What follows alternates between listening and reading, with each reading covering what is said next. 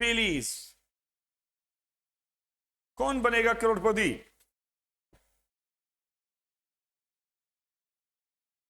Okay sir,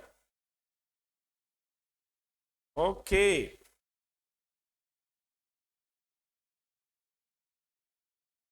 sir test जो syllabus है वो एक तो 16 चैप्टर हैं, दूसरा है कि 17 चैप्टर जितनी हमने टॉपिक्स की उसमें से आएगा।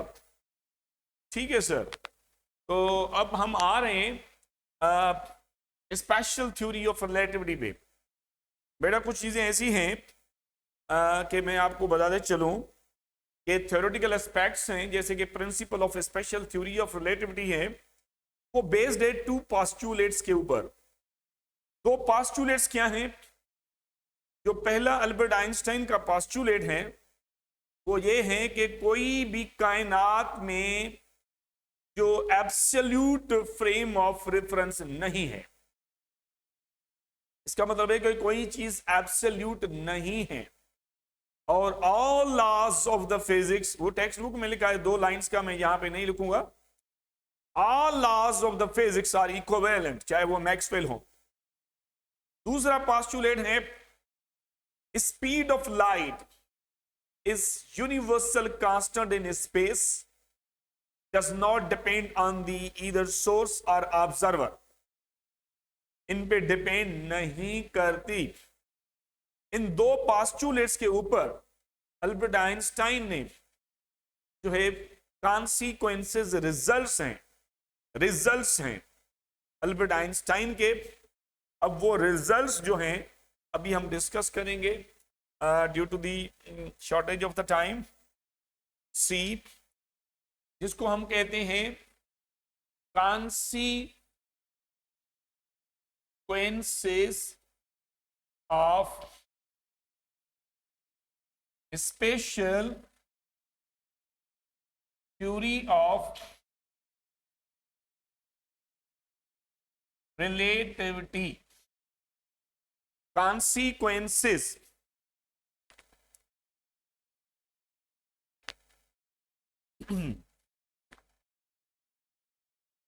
तो चलो ठीक है, लेट मी टू सी। उसके बाद रिजल्ट्स की बात है। Results of Albert Einstein.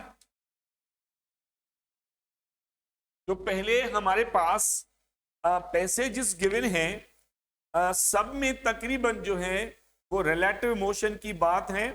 अगर कहीं पे स्पीड गिवन है तो near to the speed of light 1/5 of c भी ले सकता है, तो 1.8 of C, so and so. ठीक है सर। तो results of Albert Einstein,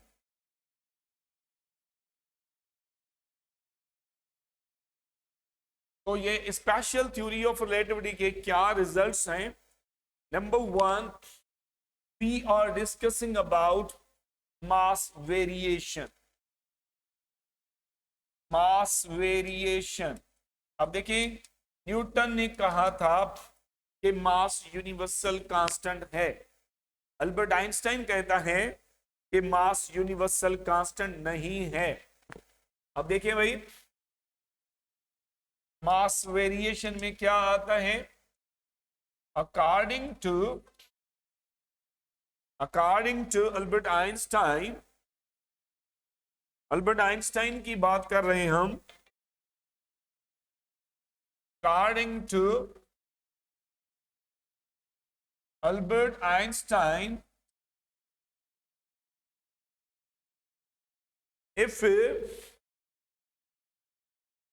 if a body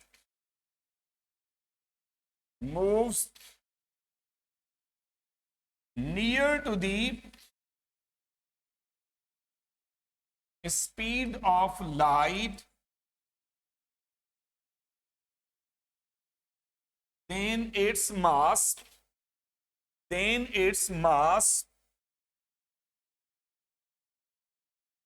will be increased।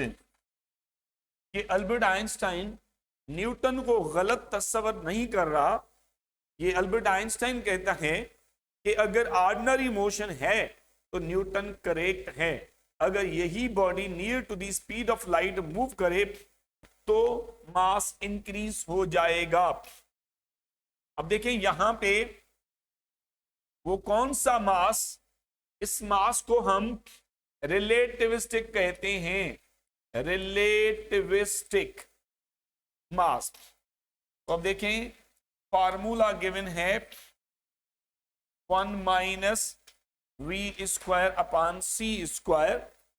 तो बेटा यहां पे आप देखें एम नॉट हम कहते हैं रेस्ट मास, और उसके बाद ये लोरेंट्ज फैक्टर है, ये जो आप देख रहे हैं लोरेंट्ज फैक्टर, लोरेंट्ज फैक्टर, लोरेंट्ज ने जो फैक्टर कैलकुलेट किया था 1 माइनस वी स्क्वायर अपॉन सी स्क्वायर, और ये ठीक है, ये लोरेंट्ज फैक्टर की क्या खुसूसियत है, ये v जो है वो स्पीड ऑफ मटीरियल ऑब्जेक्ट है, मटीरियल ऑब्जेक्ट। दूसरी बात यह है कि c जो है वो स्पीड ऑफ लाइट है। तो बेटा यहां पे लोरेंट्ज फैक्टर हमने डिवाइड किया हुआ है अल्बर्ट आइंस्टाइन ने, जिसको हम मास वेरिएशन की बात कह रहे हैं कि ये मास वेरिएशन में मास इंक्रीज होता है, क्योंकि ये अल्बर्ट आइंस्टाइन ने सब एटॉमिक पार्टिकल्स के लिए बात की है।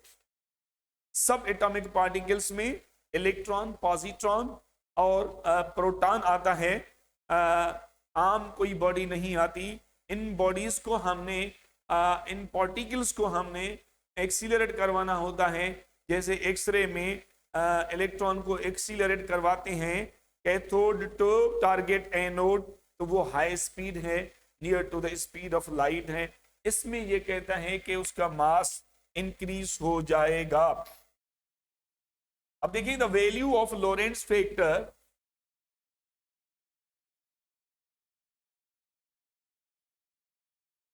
the value of Lorentz factor is less than 1, 1 से कम है। ये वैल्यू जो है लोरेंट्ज फैक्टर का 1 माइनस वी स्क्वायर अपॉन सी स्क्वायर लेस देन 1 है।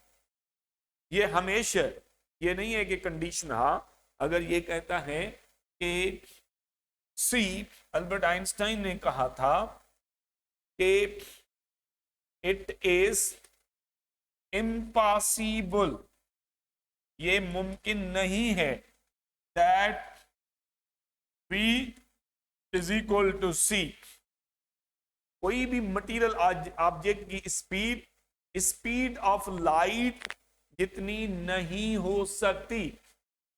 अगर हो जाए, ये कहता है कि अगर if V is equal to C then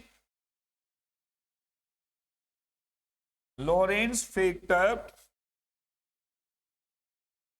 will be 0, Lorentz factor 0 हो जाएगा, ठीक है सर। उसके बाद and mass will be infinite, mass will be infinite. वो कैसे? अब देखें मैंने आपको ये बताया था कि M not divided by V square upon C square, अगर ये लोरेंट्ज फैक्टर ये 1 माइनस वी स्क्वायर अपॉन सी स्क्वायर 0 के बराबर है, तो समथिंग, अब देखें something upon 0 that will be infinity और इनफाइनाइट। तो यहां पे जो रेस्ट मास होता है, चाहे वो इलेक्ट्रॉन का हो चाहे वो प्रोटॉन का हो, वो कांस्टेंट रहता है। रिलेटिविस्टिक मास इंक्रीज हो जाता है। रिलेटिविस्टिक मास जो है वो फिक्स नहीं रहता, वो इंक्रीज हो जाता है। भाई ऐसे ही इसको वेरीफाई भी किया था बुचरर, एक साइंटिस्ट था। एक प्रॉब्लम है, तो ये सारी चीजें पहले तो अल्बर्ट आइंस्टाइन ने ये कहा था कि वर्ड यूज किया है उसने इम्पॉसिबल। अल्बर्ट आइंस्टाइन ने ये बात कही थी अगर हो जाए, जब हो जाएगा उस टाइम पे ये इम्पॉसिबल है। मैंने आपको बताया था कि वी सी के इम्पॉसिबल है बराबर हो, अगर हो जाएगा तो फिर इसने कहा था जो हमने मैथमेटिकली दिया है उसमें वो इनफाइनेट हो जाएगा। और ये प्रैक्टिकली भी हो सकता है, क्योंकि अल्बर्ट आइंस्टाइन ने कहा था कि कोई चीज एब्सोल्यूट नहीं है। ठीक है सर। अब देखिए यहां पे we are discussing about the electron. एक एग्जांपल है, सच ऐसे such type of the examples paper में जो है वो एमसीक्यूज, प्रीवियसली एमसीक्यूज प्रॉब्लम भी आए हैं। तो अब देखें, ये कहता है if an electron moves with the speed of 0.8 of c, 0.8 of c, कोई भी दे सकता है, 0.9 भी दे सकता है, 0.2 भी दे सकता है। तो यहां पे ये इजी इसी वजह से मैंने लिया है कि 0.8 इजी है, विदाउट कैलकुलेटर हम उसको सॉल्व कर सकते हैं। ठीक है sir. Then find its relativistic mass। relativistic mass, अब बेटा देखिए रिलेटिविस्टिक मास जो है क्या होगा, हम सॉल्व करते हैं कि रेस्ट मास ऑफ इलेक्ट्रॉन ये है -31 kg। ये रेस्ट मास है। ये क्या है? Rest mass of electron. तो हमें क्या चाहिए? हमें चाहिए रिलेटिविस्टिक मास, जबकि इसकी स्पीड है 0.8 ऑफ c। तो आसान है, कहीं पे भी हमने कैलकुलेटर यूज नहीं करना, क्योंकि हमें पता है कि ये मास 9.1 minus 31, you know 1 minus 0.8 of c whole square divided by c square। तो बेटा अब क्या होगा मैं आपको बताते चलूं। This m is equal to 9.1 minus 31 और 8 8 64.64, सी स्क्वायर में कैंसिल हो जाएगा, बाकी 0.64 100 से माइनस करेंगे तो व्हाट विल बी, क्योंकि 1 का मतलब है 100 पैसा और ये 0.64 पैसा, जब माइनस करेंगे तो what will be there, you know that will be 0.36। 8 8 36, sorry 6 6 36, तो ये हो जाएगा 0.6। अब 0.6 की बात कर रहे हैं हम, 0.6। अब देखिए भाई यहां पे ये शिफ्ट करेंगे और यहां पे भी एक दफा शिफ्ट करेंगे पॉइंट को, तो व्हाट हैपेंस बेटा, ये हो जाएगा 91 इंटू 10 रेस पावर 36। 6 को डिवाइड करेंगे, ये तकरीबन 6 15 90, तो ये 15 इंटू 10 रेस पावर -30 kg। आपको पता चला कि यहाँ पे 9.1 से ये 15 आ गया। इसका मतलब है कि मास हैज बीन इंक्रीज्ड। आप ऐसे भी लिख सकते हैं, आप ऐसे भी लिख सकते हैं कि 1.5 ये -30 kg। इसी इलेक्ट्रॉन का जो रिलेटिविस्टिक मास है वो इंक्रीज हो गया। कहीं पे भी कैलकुलेटर यूज करने की जरूरत नहीं है, क्योंकि 2014 में भी लेंथ कॉन्ट्रैक्शन का एक प्रॉब्लम आया था। तो कहने का मकसद ये है, ये continuously such type of the problems इसी वजह से देता है कि ये 0.8 ऐसा वैल्यू है, स्क्वायर करो, माइनस करो, अंडर रूट निकालो, तो ये आसान है, सिर्फ अकल यूज करना पड़ता है यहाँ पे। तो उसके बाद हम आ रहे हैं सेकंड रिजल्ट पे जी। सेकंड है इसका लेंथ कॉन्ट्रैक्शन। लेंथ कॉन्ट्रैक्शन,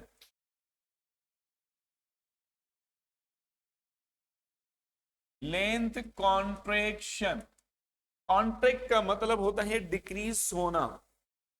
ये कहता है कि अगर कोई rod near to the speed of light move करे तो उसकी लेंथ जो है वो डिक्रीज हो जाती है। तो भाई ये तो और आसान है। तो अब देखिए भाई, according to Albert Einstein, if a rod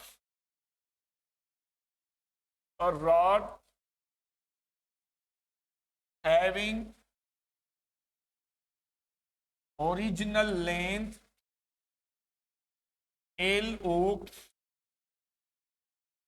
moves near to the speed of light,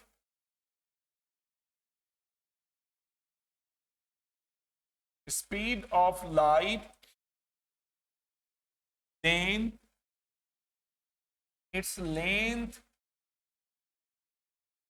will be decreased। कि अल्बर्ट आइंस्टाइन का जो मकसद था वो तो कॉस्मिक रेस हाई अल्टीट्यूड पे पैदा होते हैं, म्यून रेस उसकी वाकई जो है लेंथ जो है वो शॉर्टर हो जाती है।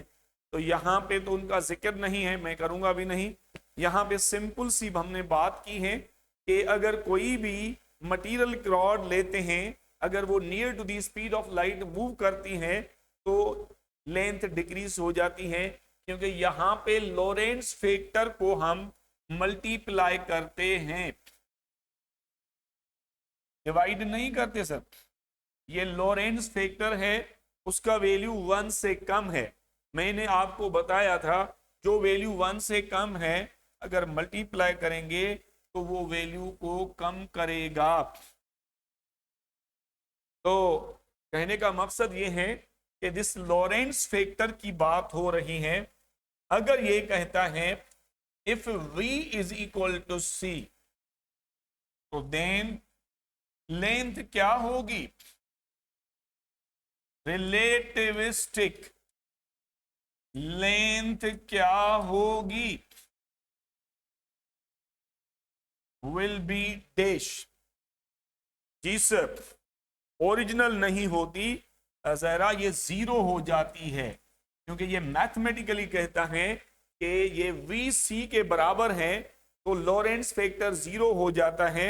लॉरेंट्ज फैक्टर अगर जीरो हो भी गया, अब देखें अगर ये लॉरेंट्ज फैक्टर जीरो हो गया तो that will B zero.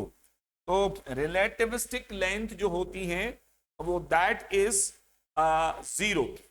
Relativistic length जो है मैथमेटिकली नहीं होती। आपको पता है लॉरेंट्ज फैक्टर जीरो होगा, आपको पता है लेंथ जीरो होगी, लॉरेंट्ज फैक्टर जीरो होगा, आपको पता है मास इनफाइनाइट होगा।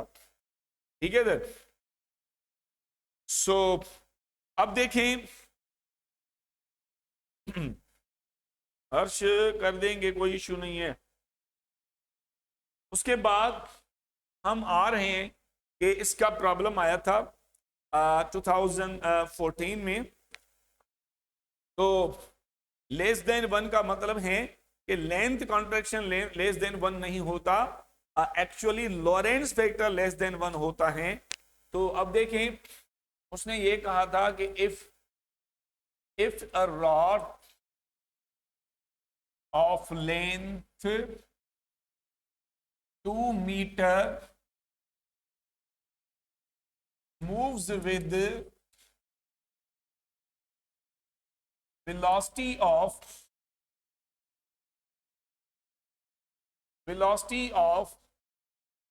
0.9 of c, then find relativistic length।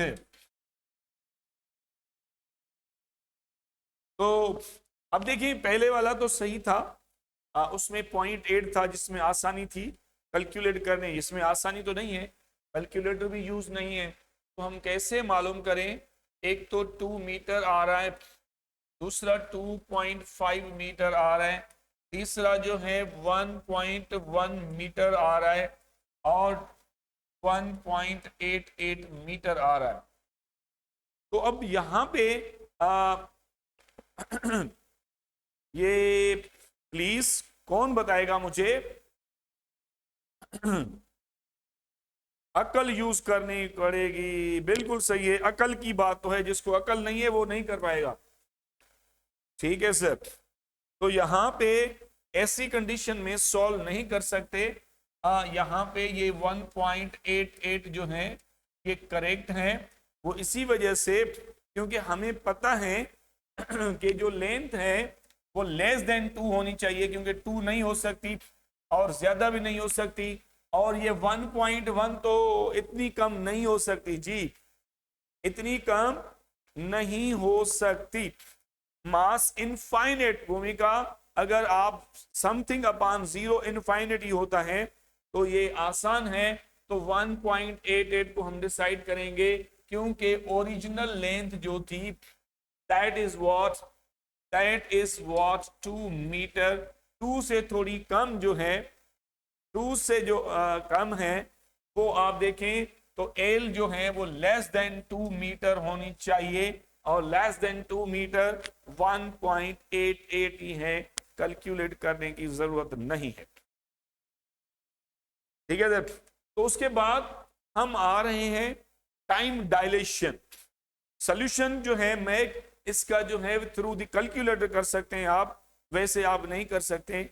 ठीक है, नॉर्मली तो आप देखें सॉल्यूशन ऐसे करते हैं, ये 2 मीटर है, 1 minus 0.9 of c whole square upon C square, तो ये 9 का स्क्वायर करेंगे, उसके बाद वैल्यू इसमें से माइनस करेंगे, उसके बाद उस वैल्यू का अंडर रूट निकालेंगे, then you will get the answer. वो आप कैलकुलेटर से निकाल सकते हैं, दैट इज आसान, कोई इशू नहीं है। उसके बाद हम आ रहे हैं टाइम डायलेशन। अल्बर्ट आइंस्टाइन की जो बातें थी वो अभी 200 इयर्स गुजर गए हैं, उसके बाद भी सारी दुनिया परेशान है कि पहले 200 इयर्स बिफोर जो उन्होंने बातें कही थी अब भी वो कोइंसाइड कर रही हैं और वहां पे प्रूफ्स हो रहे हैं डिफरेंट एक्सपेरिमेंट्स में। अल्बर्ट आइंस्टाइन ने ये कहा था टाइम डायलेशन, क्योंकि न्यूटन के मुताबिक, क्लासिकल मैकेनिक्स के मुताबिक टाइम तो यूनिवर्सल कांस्टेंट है जी, टाइम तो कभी कम नहीं हो सकता, टाइम कभी ज्यादा नहीं हो सकता, टाइम कभी बढ़ नहीं सकता, टाइम कभी इनफाइनाइट नहीं हो सकता। तो ये सारी चीजें थी क्लासिकल मैकेनिक्स की। अल्बर्ट आइंस्टाइन ने कहा कि अगर एक इवेंट 2 जगहों पे, 2 प्लेसेस पे अगर मेजर करेंगे तो टाइम इंक्रीज हो जाएगा। अब कैसे? ये कहते हैं कि एक आप सरफेस ऑफ अर्थ पे एक लेबोरेटरी है, एक मेरा ये रूम है, यहां पे वॉल क्लॉक लगा दें, एक जो है सैटेलाइट है स्पेस में, वहां पे वॉल क्लॉक लगा दें। तो अगर ये 2 इवेंट आप नोट करेंगे तो वहां पे टाइम इंक्रीज हो जाएगा। क्योंकि वो near to the speed of light हमारे हिसाब से जब मूव करेगी तो उसके टिक टिक स्लो हो जाएंगे, प्रोसेस स्लो हो जाएगा। उसने तो ये पंजाब के किताब में लिखा हुआ है, उसने तो ये भी कहा था कि अगर दो बच्चे एक साथ पैदा हों, एक को यहां पे छोड़ो, एक को स्पेस में छोड़ो, सारी चीजें वहां पे प्रोवाइड करो उसको, ये बूढ़ा हो जाएगा, वो बच्चा ही रहेगा। हाँ, जिसको स्पेस में जाने का शौक है उसको 300-400 साल जो है वो उम्र हो जाएगी, आप जा सकते हैं, कोई मसला नहीं है। तो अभी टाइम डायलेशन, डायलेट वर्ड का मतलब है इंक्रीज होना, टाइम डायलेशन। अच्छा देखिए भाई, according to the special theory of relativity,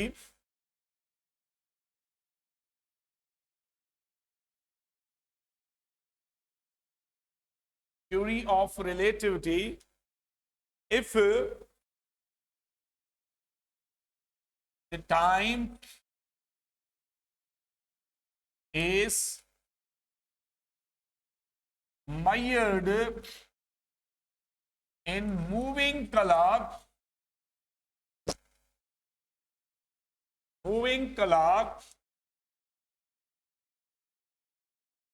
which moves near to the speed of light, then time will be increased। तो सिंपल सी बात है, मैंने आपको बताया था कि इवेंट्स को नोट करना है, इवेंट्स को मेजर करना है, तो वो कैसे करेंगे? सी टाइम डायलेशन टी नॉट, ये रेस्ट में मेजर करेंगे आप। अब देखें टी जो है वो रिलेटिविस्टिक टाइम है, measured in moving clock, और T not time measured in rest clock. तो ये कहता है टाइम इंक्रीज हो जाएगा। अब देखें, अगर ये कहता है कि अगर वी सी के बराबर हो जाए, वैसे तो इम्पॉसिबल है, मैंने नहीं कहा, अल्बर्ट आइंस्टाइन ने कहा था कि ये इम्पॉसिबल है, अगर बराबर हो जाए then time will be infinite. Wherever the time infinite होगा, तो वहां पे हमने मास भी इनफाइनेट लिखा था, लेंथ 0 लिखा था, लॉरेंस फैक्टर 0 लिखा था। तो ये सारी चीजें एक दूसरे से जुड़ी हुई हैं और इसके प्रॉब्लम भी गिवन है। पहला प्रॉब्लम जो है इसका वो टाइम डायलेशन का है जी। उसके बाद मास एनर्जी कन्वर्जन की बात है। Number 4, mass energy conversion. ये तो मशहूर इक्वेशन है, E is equal to mc square, E is equal to mc square. ये अभी तक किसी साइंटिस्ट ने, उनको ये आइडिया नहीं था कि मास एनर्जी में तब्दील होता है और एनर्जी मास में तब्दील होती है। तो अभी देखें, यही एल्बर्ट आइंस्टाइन की एक्सप्लेनेशन है। According to Albert Einstein,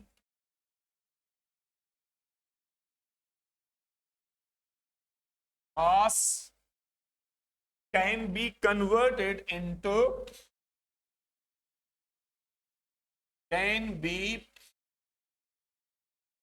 converted into energy, and energy can be converted into mass.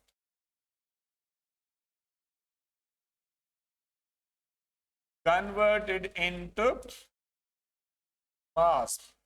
इसका मतलब ये है कि आपको मैं बताते चलूं, इस अगर मास चाहिए E/c², इसका मतलब है कि little mass creates huge amount of energy.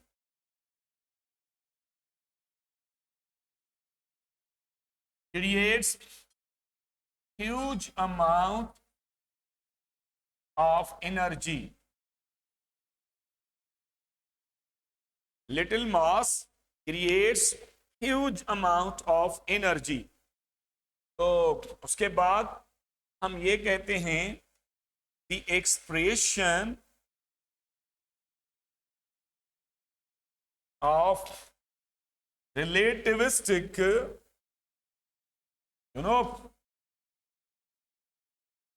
relativistic kinetic energy is given as dash. तो बेटा कैसे होगा? 1/2 m - m0 c², उसके बाद m - m0 c², उसके बाद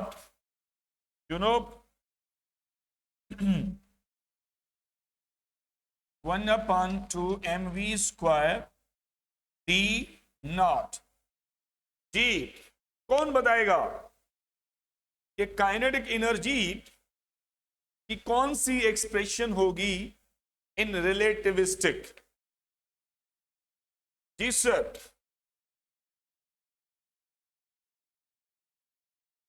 ए भी आंसर आ रहा है, बी भी आंसर आ रहा है, ए भी है, बी भी है, और ए बी की भरमार लगी हुई है, डी भी है, और सॉरी टू से जिसने भी बी करेक्ट किया है दैट इज करेक्ट।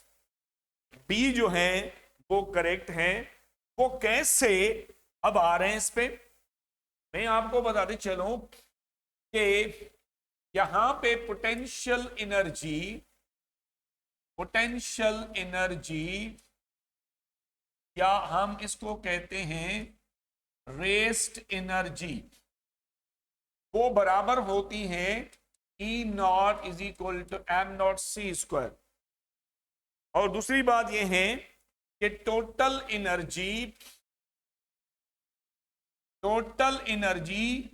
यहां पे होती है दैट इज mc², जिसमें रिलेटिविस्टिक मास हो।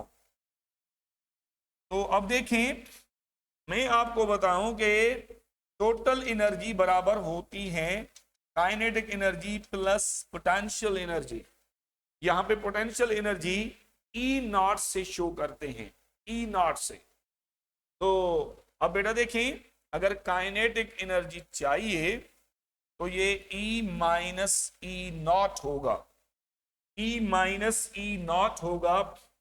तो this kinetic energy is equal to, ये mc² है और ये m0c² है।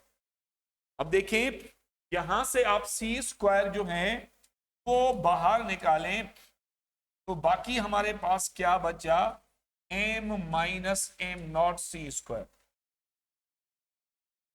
हम ऐसे भी लिख सकते हैं, कि डेल्टा mc², ऐसे भी लिख सकते हैं जी। तो कहने का मकसद ये है कि रिलेटिविटी के हिसाब से, रिलेटिव मोशन के हिसाब से इनका फार्मूला ये होगा। बाकी इंशाअल्लाह हम कल डिस्कस करेंगे।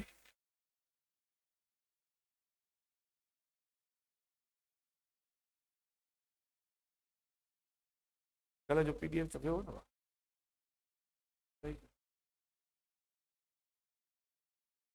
Okay okay.